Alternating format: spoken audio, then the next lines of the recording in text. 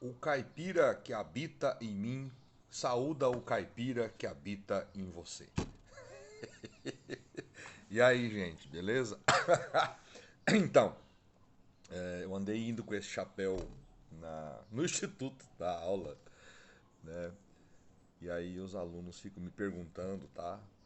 Eu tenho uma origem de interiorana, né? Lógico, não cheguei a ser um trabalhador rural, né? E usar esse chapéu aqui. Mas já tive lá minhas aventuras, né, no campo, né? Pra dizer que eu nunca fui agricultor, eu já plantei horta, né? Aí você precisava usar um chapéuzinho ali, porque o sol era quente. Já busquei muito esterco para fazer a horta da minha avó e da minha mãe, né? Já tive esse tipo de experiência. Já ajudei especialmente a minha avó que tinha uma chácara quando a gente era pequeno. E o meu avô tinha morrido, então os netos dela eram. Ela pedia favores, né? A gente ajudava ela na horta, dar água para os animais e fazer alguma outra coisa. Pegar um pouco de café, ela tinha dois, três pés de café, né? Torrar o café, moer o café, tratar dos porcos, tratar das galinhas. E ela era uma idosa, né? Então a gente acabava ajudando. Eu e meus primos, né, que estávamos por ali. A gente não gostava muito, mas ela mandava, a gente fazia. Era divertido. Mas esse chapéu, na verdade, eu explico isso para os alunos, é uma homenagem ao Brasil caipira, o Brasil rural, o Brasil trabalhador. Não esse Brasil desse agro que quer dar golpe de Estado. Isso aí é gente que não estudou. É gente que pode até ser muito competente para ganhar dinheiro, né, com o agronegócio, mas que trai o Brasil ao apoiar esse tipo de maluquice. E essas semanas, 2 semanas que passaram, eu tenho tido aulas de Geografia 3 com alunos do terceiro semestre, são só 2 turmas. E a gente tem conversado, né, que eu preciso falar do Vargas, né, que industrializou, que é quando a industrialização do Brasil acontece de verdade. E aí eu preciso caracterizar o Vargas e aquele momento político, né? Eu vou tirar esse chapéu porque, né, acho que já tá bom, você já entendeu que eu sou, né, um homem do campo. Aí ficou mais legal, agora sim. É, então, no caso, o Vargas é um político muito simbólico do que é o Brasil, né? Porque ele, ao mesmo tempo que ele era um pouco conservador, ele era um cara progressista. E aí eu tenho que explicar para eles o que significa isso, o que é ser de direita, o que é ser de esquerda, o que significa, de onde vem a origem. Eu simplifico tudo para ficar tranquilo, mas é sempre bom deixar claro. Por quê? Porque a maioria do nosso povo não sabe. Eu até brinco com eles. Se você chama, por exemplo, o Bolsonaro tem muitas características que não são de um conservador, né? São de uma pessoa que quer revolucionar a sociedade. O cara que quer mudanças muito rápidas, ele não é um conservador. Ele não é de direita, é um perfil de esquerda. Agora, em algumas questões, ele é sim conservador, em outras não. Então, e porque todo mundo é assim? O Lula tem um perfil conservador em algumas questões. O Lula, por exemplo, tem uma dificuldade muito grande. E aí o pessoal da esquerda que está me ouvindo aqui vai reconhecer isso, se quiser ver também. Às vezes a pessoa não quer ver, né? Aí eu não posso fazer milagre. Mas o Lula tem dificuldade com as questões, por exemplo, LGBTQIA+. Ele nunca se deu bem com isso. Até pouco tempo atrás ele fazia piada, né, de perfil homofóbico com homossexuais, né? Tem uma piada clássica dele lá falando dos caras de Pelotas no Rio Grande do Sul, né? Havia uma piada clássica no passado, isso no passado, sobre Pelotas, né? Pelotas e Campinas, né? Que são cidades que, segundo consta as anedotas de antigamente, havia muitos homossexuais, no caso de homens até, né? Não era só uma questão masculina. Mas o Lula tem esse problema. Então, o Lula é conservador nos costumes. Ele é, né? O partido, o PT, luta para incluir as pautas da diversidade, mas há um grupo de petistas, especialmente os petistas mais históricos, que tem uma certa dificuldade de lidar com essa questão. E ok, faz parte. A gente, na verdade, a gente é moldado de uma forma quando é moleque, quando é adolescente, quando cresce e vai tendo que se adaptar ao mundo novo que vai surgindo. O mundo surge constantemente, todos os dias há um mundo novo para ser compreendido, para ser trabalhado e enfim. E você precisa partilhar esse mundo com outras pessoas. Então a dificuldade é grande. Então dentro de nós, tenho certeza que também acontece isso com você. Há um pouquinho de conservador, há um pouquinho de progressista, porque tem coisas que você quer que mude e mude rapidamente. Que essa é a essência da revolução. Uma mudança drástica, profunda e imediata, rápida, abrupta. Os revolucionários são assim. Então a esquerda é revolucionária, ela quer que as coisas mudem rapidamente. A direita é mais conservadora, ela entende que talvez mudanças possam acontecer, mas que seja feito de maneira lenta, gradual e segura, como diria o presidente Ernesto Geisel, o cara que abriu a ditadura militar, iniciou a abertura da ditadura, mas ele iniciou dessa forma, lenta, gradual e segura, né? Tá na história. Vai estudar história, menino, menina, criança, né? Então tá. E eu, por que que eu digo que às vezes as pessoas não entendem direito? Olha uma fala, eu sempre lembro dessa fala, eu não esquecerei jamais dessa fala. 18 de março de 2019. O governo Bolsonaro estava com 2 meses e 18 dias, né? 2 meses e meio, pouco mais de 2 meses e meio. Num evento nos Estados Unidos, o Bolsonaro diz a seguinte frase: Ah, professor, não disse. Não, disse sim. Né? Tá na internet, tem vídeo no YouTube dele falando isso. É um encontro de conservadores nos Estados Unidos. Ele vai lá, ele já era nosso presidente, não é um evento oficial, mas o Bolsonaro nunca se preocupou mesmo com falas oficiais, né? Tudo nele era meio improvisado, meio. Ele fazia um marketing do improviso, né? Tudo era meio pessoal, era para dizer que ele era sincerão, o sincerão da presidência. E ele disse assim, literalmente, eu vou ler aqui, eu até anotei, ó,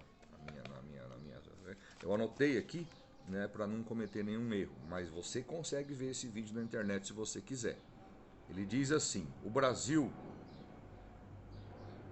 não é um terreno aberto onde nós pretendemos construir.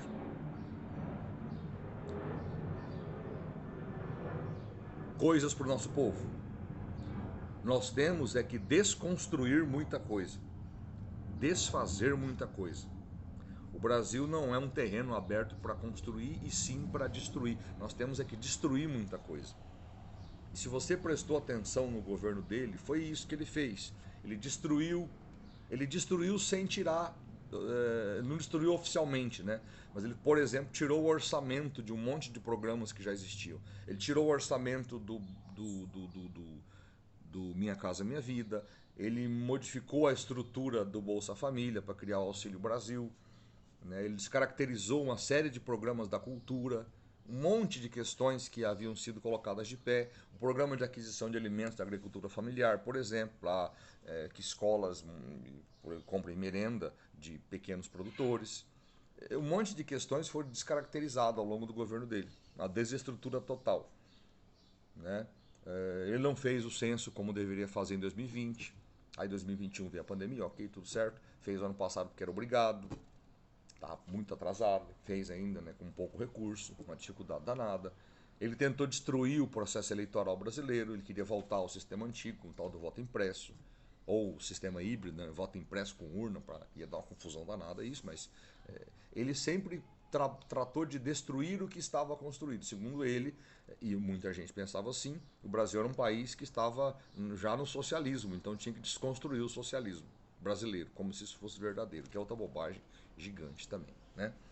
Chamar o Lula de socialista é não ter estudado o que liberalismo e keynesianismo, que aliás é uma outra aula que eu estou dando, nesse caso, também Geografia 3, mas essa é a Geografia 4, que é entender que o liberalismo é uma versão do capitalismo e o keynesianismo é uma outra versão do capitalismo. No caso, acreditam que o Estado deve interferir, dinamizar a economia, dinamizar a sociedade.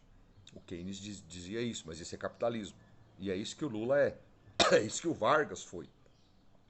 O Vargas era um keynesiano, mesmo sem perceber muito, porque o Keynes é bem contemporâneo a ele, talvez ele nem tinha entendido isso. Mas o Vargas é a favor do Estado dinamizar a economia. Ele cria a Petrobras, ele cria ministérios, ele usa o Estado para desenvolver o país. O JK era um keynesiano. Os militares brasileiros da ditadura, né? O Castelo Branco, o Costa e Silva, o Médici, o Geisel e o Figueiredo eram keynesianos. Eles acreditavam no Estado. O Bolsonaro é keynesiano. É curioso porque o Guedes não é, né? O Guedes era liberal, mas aí já viu, né? Quem tem voto é o Bolsonaro. Então, dele, Estado. Olha o que aconteceu ano passado. Para tentar ganhar a eleição, ele usou todo tipo de artimanha, né? Algumas até ilegais, como, por exemplo, interferir nos preços dos combustíveis, como arrumar dinheiro para pagar um upgrade ali no Bolsa, no Auxílio Brasil durante as eleições, dinheiro na veia das pessoas, né? Mas enfim, isso aí é tudo coisa do passado. Não funcionou, o homem acabou perdendo. Mas ele é keynesiano. Né? Nesse aspecto, Lula e Bolsonaro são iguais. Aliás, falando em coincidências, Lula e Bolsonaro são iguais, por exemplo, no que eles pensam sobre a Amazônia. Lógico, o Bolsonaro é mais tosco, né? Mais grosseiro e até estrategicamente burro, porque ele colocava a situação da Amazônia assim: vocês, europeus, já destruíram as florestas de vocês e agora querem se meter na, destruição, na nossa destruição aqui. Bolsonaro meio que defendia que nós, brasileiros, poderíamos destruir a Amazônia caso a gente quisesse destruir. O Lula já é um pouco mais refinado, ele já entendeu que não é isso, né? O Lula já disse, essa semana, na cúpula da Amazônia lá, ele fala uma coisa certa. Né? Os europeus não têm que decidir o futuro da Amazônia. Nem europeu, nem japonês, nem americano, norte-americano, nada disso. Quem tem que resolver essa parada somos nós. Nós é que temos que encontrar um caminho para a Amazônia. Não só para. E aí o Lula acerta, que é uma pegada que o Bolsonaro tá mentindo, mas o Bolsonaro era ruim de conversa, né? Mas o Lula diz: você não pode achar que a floresta vai ser um santuário intocado, porque tem milhões de pessoas lá. Você tem 8, 9, 10 milhões de pessoas lá. Né? Tem 9 estados lá. 9 estados, não, 7 estados lá. Então, não adianta achar que quem mora em Roraima, no Acre, ou no Pará, e no Mato Grosso, no norte do Mato Grosso, no Amazonas, enfim, vai proteger a floresta e ficar lá, né, olhando o pé de a árvore e o animal lá, o bicho lá. Não, ele vai usar a floresta como recurso. Então, se a gente não quer que de fato aconteça lá o que já aconteceu com a Mata Atlântica, lá na colonização do Brasil, o que já aconteceu com a Mata de Araucária, lá no sul do Brasil, o que vem acontecendo repetidamente, intensamente com o Cerrado brasileiro, para que o agronegócio exista. Se a gente não quer que isso aconteça com a Amazônia, você precisa encontrar uma alternativa econômica para aquele povo. Aquele povo tem que ter uma alternativa econômica. Que seja investimento em crédito de carbono, que seja desenvolver mais pesquisas com produtos da floresta que não degradem, que não destruam, ou que destruam pouco, destruam menos, com menos impacto, mas é preciso achar uma alternativa econômica. E nesse ponto o Lula acerta. E aí você, bolsonarista que me ouve, que eu sei que tem alguns, vai lembrar, o Bolsonaro também dizia algo parecido, mas ele dava a entender que ele queria destruir mesmo. Que ele era a favor era de garimpo. Que a alternativa econômica que ele propunha era desmatamento, vender a madeira, fazer pecuária e vender pedra preciosa em garimpo ilegal. Aí não dá, né? Não é isso, meu amigo, não é isso. Isso aí já passou, isso aí tem 100 anos, 50 anos atrás, talvez. Agora não. Agora a floresta ela tem uma outra característica, um outro papel. O entendimento é que a floresta precisa ficar viva, de pé. E a Marina Silva também tocou num ponto fundamental, que não adianta nada o Brasil proteger a Amazônia, porque as mudanças climáticas não são só uma questão brasileira e amazônica, são globais. Então, se outras coisas não forem feitas em outros lugares do mundo, a Amazônia vai sofrer do mesmo jeito, né? Vai diminuir as chuvas, vai mudar o ciclo de chuvas. E no caso da Amazônia é bizarro, porque se a Amazônia desaparece, o centro-oeste não tem chuva. Aí eu quero ver fazer agricultura sem água. O agronegócio, o agro, que é pop, é tech, é tudo, vai ter que fabricar chuva. Vai dar? Não vai, infelizmente. Né? Ou se tiver que trazer água de muito longe, vai custar muito caro. E aí o nosso agronegócio vai ter problemas de conseguir vender seus produtos competitivamente como é hoje. Por isso, a pauta da Amazônia deveria ser, e até tem uma parte do agronegócio que já entendeu isso. Só os bocó, os brucutua que não entendeu. Né? Mas o trabalhador mesmo, o pequeno produtor, ele sabe a importância de preservar um pedaço da floresta, um pedaço do rio, uma parte da natureza tem que ficar intacta. Né? Mas enfim, é um desafio brasileiro essa questão da Amazônia. Mas a fala do Lula está correta. O Bolsonaro tinha razão numa parte, ele dizia, os europeus não têm que decidir nada aqui, é verdade. Agora, a gente também não pode querer agora ter o direito de querer o direito de destruir a floresta, porque nós não temos esse direito também. Mesmo que os europeus tenham feito isso no passado. Não, tudo bem, mas não justifica hoje em dia. Essa semana o Lula também lançou um programa antigo que o Bolsonaro tinha descontinuado. O Temer já tinha feito um pouco de descontinuação, mas quem acabou com ele foi o Bolsonaro, que é o PAC, o Programa de Aceleração do Crescimento, que é o quê? Dinamizar, né, as verbas do Estado, articular com empresas e corporações e construtoras e empreiteiras obras por todo o Brasil, obras de todos os tipos, para movimentar a economia, para movimentar a indústria do aço, a indústria do cimento, para movimentar o transporte de mercadorias, gerar empregos e etc. Né? É a ideia do PT para o Brasil, transformar o Brasil num canteiro de obras. Foi assim que o Lula governou, na verdade, lá os 8 anos dele, e assim que a Dilma também fez no seu primeiro mandato. No segundo mandato da Dilma, o dinheiro meio que ficou difícil, né? E aí ela encalacrou, né? E tenha certeza, meus amigos e minhas amigas, todos aqueles deputados que se fingiam de oposição ao PT na campanha, eu sou conservador, eu sou contra o Lula, porque vai tudo apoiar o governo agora com esse PAC, porque deputado, prefeito de interior adora uma obra pública para chamar de sua. E como a obra é parceria, né? Governo federal, estadual, municipal, todo mundo põe um nomezinho na placa lá da obra para fazer a política, a campanha depois. Meu amigo, a base do governo vai aumentar. O Arthur Lira, o grande Arthur Lira, o presidente da Câmara que protegeu o Bolsonaro durante os 2 anos, os últimos 2 anos do governo dele, para não sofrer nenhum tipo de ameaça de impeachment, já está ali embarcando no governo Lula. Né? A maioria do Congresso vai apoiar o governo, como sempre fez. Aquilo que se chama de centrão, ele não tem exatamente ideologia. A ideologia do centrão é a ideologia do governo que está lá. Então, se o governo é mais à direita, o centrão se desloca um pouco para a direita. Né? Se o governo é mais à esquerda, o centrão se desloca um pouco para a esquerda. Funciona assim. Sempre foi assim. Não vai mudar. Né? E o Lula não tem o que fazer. Ele precisa se aproximar desses caras. Foi nisso aí que deu errado algumas coisas lá. Porque toda a essência do mensalão, a essência do petrolão tem a ver com o centrão. O PT, os governos, você não precisa comprar, né, deputados que já são seus. Né? Então, a corrupção que houve nos governos passados, ela foi para que atraísse políticos de outros lugares para apoiar o governo.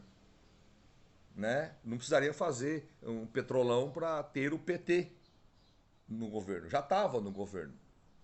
Né? Assim como o Bolsonaro não precisava fazer nada, o orçamento secreto, para os dele. Ele já tinha os deputados de direita. Ele precisava trazer o centrão. E a maneira foi o orçamento secreto, entregar o orçamento para a Câmara dos Deputados. E agora está aí um monte de escândalo pipocando Brasil afora. Né? Dinheiro que sumiu e não se sabe para onde foi. Kit de robótica para cidades que nem internet tem. Né? Muito louco o negócio. Mas era isso. Infelizmente o Brasil é assim. Existe o centrão e você precisa falar com ele, você precisa dar dinheiro para que ele apoie as questões do governo. Nenhum governo funciona sem o apoio do centrão. Né? É um dos custos da democracia. Mas aí a gente tem que qualificar o voto, que é o que eu tento fazer com os meus estudantes. Eu tento dizer para eles, não interessa se você vota, eu sou de direita, professor. Não, sim, tá. Sou de esquerda, professor. Tá, ó, isso, muito bem. Você é de esquerda, você é de direita. O que eu preciso que você faça é que você vote sabendo exatamente em quem você está votando, o que, que ele pensa, o que, que ele acha de verdade da saúde, ou da educação, ou da justiça, da segurança pública. Né? O que, que ele pensa sobre o meio ambiente, direitos humanos, quais são as ideias dele para isso e para aquilo. É disso isso que tem que acontecer. Há boas pessoas de direita na política, há boas pessoas de esquerda na política, há até boas pessoas de centro na política. O problema é que a maioria não se preocupa com a qualidade do seu parlamentar, que é tão decisivo quanto eleger o presidente, é tão poderoso quanto o presidente. Né? Talvez esse seja o grande desafio do Brasil, educar seu povo para votar direito. É muito difícil. A maioria vota sem saber por que está votando. no deputado e no senador especialmente, ou no deputado estadual e no vereador, né, no caso do município, que é o legislativo. O legislativo talvez seja o maior problema brasileiro, né? Mas esse é assunto para outro dia. Esse novo PAC, que é o novo programa de aceleração, pode dar a popularidade que o Lula precisa, né, para conseguir cooptar mais apoio no Congresso e aí fazer as mudanças que ele acha que tem que fazer no Brasil. Mas quem achou que o Lula ia transformar o Brasil numa Venezuela, como dizia Paulo Guedes, né? Venezuela em, sei lá, 6 meses, e Argentina em 2 anos, ele disse uma coisa assim, é uma bobagem. O Lula não é amador. Quem é novinho, meus alunos eu desculpo. Eu falei, gente, tudo bem, vocês não tinham idade. Mas quem é mais velho, quem lembra dos anos do governo Lula e Dilma, sabe. Lula não é amador. Lula é um político muito experiente. Talvez hoje ele seja o mais habilidoso político vivo no Brasil. Ele se compara ao Vargas nesse aspecto, ao JK. O Lula é um político genial, articulador, sabedor de como funcionam as coisas. Ele não vai fazer nada que o Brasil vai. Até porque o Lula não é socialista. Lula foi um sindicalista, um cara que lutou com as empresas, com o governo, para garantir benefícios sociais, salário mais alto para os trabalhadores. Ele nunca lutou contra a economia de mercado. Ele sempre tentou melhorar a vida dos trabalhadores do sindicato e depois do Brasil inteiro na economia de mercado. Quando ele cria o Bolsa Família, não é para revogar o capitalismo, é para inserir pessoas no capitalismo, né? Quando ele cria o Minha Casa Minha Vida, não é para destruir o capitalismo, a economia de mercado, é para inserir pessoas, né? Comprando cimento, comprando telha, comprando casa, fazendo a economia girar. Quando ele facilita o financiamento de automóveis, de caminhões, de máquinas agrícolas, plano safra, como ele lançou esses dias atrás, o maior plano safra da história, isso não tem nada contra o capitalismo. Isso é usar o Estado, é keynesianismo, é o Keynes, o John Maynard Keynes. Os alunos sabem de quem se trata, mas você pode dar uma pesquisada aí, não é difícil de encontrar no Google, caso você queira. Põe aí, Keynes, Keynes. Você vai encontrar o Lula aí. Isso é o Lula. E curiosamente você encontra o Bolsonaro também, que ele também é keynesiano. Nesse aspecto, Lula e Bolsonaro são muito parecidos, né? Apesar de que o Bolsonaro não sabe como fazer. O Lula manja das paradas de governar. O Bolsonaro, como eu disse aqui, no textinho que eu li no começo, ele queria destruir. Ele não queria construir nada. Aliás, o que tem de conservador em alguém que quer destruir? O conservador, ele conserva as instituições, ele conserva, ele preserva as coisas. Ele até pode mudar as coisas, mas é lento, gradual e seguro. Ele não destrói, ele constrói, ele conserva. Bolsonaro não é um conservador nesse aspecto, ele é um destruidor. Por isso ele passou 4 anos brigando. Um conservador não fica brigando com as pessoas, né, com todo mundo. Ele constrói pontes, ele não destrói as pontes. Um conservador conserva as pontes. Olha que coisa, né? Fique esperto com isso. Mas é isso. Lula comete erros? Comete. Cometeu um essa semana. Autorizou o uso da ozonioterapia, né, que é uma terapia experimental que não tem eficácia científica comprovada e pode ser um risco à saúde. É a cloroquina do Lula, né? Assim como o Bolsonaro fez caquinha, né? Eu ia falar palavrão, mas fez caquinha lá quando falava em cloroquina, ivermectina e tá. Lula tá errando agora, né? Com a autorização do uso de tal da ozonoterapia. Que isso aí é só mesmo em clínica de rico, de médico para enganar rico, trouxa, que fica lá fazendo esse tipo de tratamento que serve para coisa alguma e ainda pode prejudicar a sua saúde. Lula errou quando autorizou esse negócio aí. Nem sei por que ele fez isso. Espero que seja só um engano. Não acredito que seja engano, porque ele é muito experiente para isso. Mas poderia ser um engano que eu ia ficar mais feliz. De qualquer maneira, isso aí está errado. Lula erra sim, como qualquer governante comete erros. Mas esse governo até agora tem muito mais acertos do que erros. Tranquilo? O resto é perfumaria. O resto é conversinha para a internet, né? Aquela briguinha ideológica. Lembra aquele papo? Lula vai liberar o aborto. Viu só? Não, né? Não vai nem mexer com isso, porque isso é outro assunto. Isso é coisa de internet, coisa de videozinho de TikTok para enganar o tiozão do WhatsApp. ou a tia lá do WhatsApp, né? Pra acreditar nessa maluquice. Beleza? Bora lá então. Felicidade pra vocês aí. Até a próxima. Ah, sim. Viva o Brasil! Caipira de verdade. Isso aqui me lembra do meu pai. Meu pai usa um desse. Muito louco. Valeu, até mais. Obrigado. Bom final de semana pra vocês aí. Aliás, amanhã é dia dos pais. Feliz dia dos pais para os papais. Eu sou pai, graças a Deus. Tenho 3 crianças maravilhosas. Um beijo pra todos vocês. Pra todos os pais, pra todos os filhos. É isso aí. Até mais.